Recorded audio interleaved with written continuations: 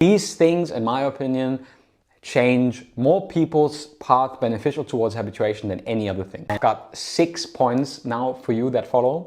And the first one is most people habituate through shifts in perspective and not through external tools. So it's not in using hearing aids or sound maskers or a certain dietary restriction, but through internal shifts in perspective of how they perceive their tinnitus and what they think and feel towards their tinnitus. These things, in my opinion, change more people's path beneficial towards habituation than any other thing.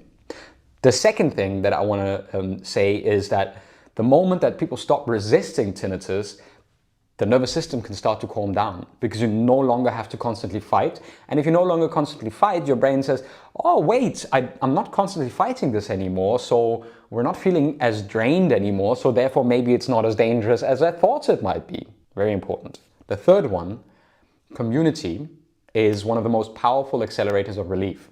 I've seen people connect in our community, and even in the self-studied spaces of our community, I've seen incredible progress happen because people connect with other people inside our online program, which is available 24/7 with people in different time zones, and the support that you get from each other with a positive framework is one of the biggest accelerators for habituation and for making this perspective shift happen. The final thing, point number 6, is what works is simple but not easy. So to being present, changing your mindset, and being consistent at the tools that you use and study in order to go from bothersome to non-bothersome tinnitus. For example, the ACT-based accelerators inside mytinnitus.club.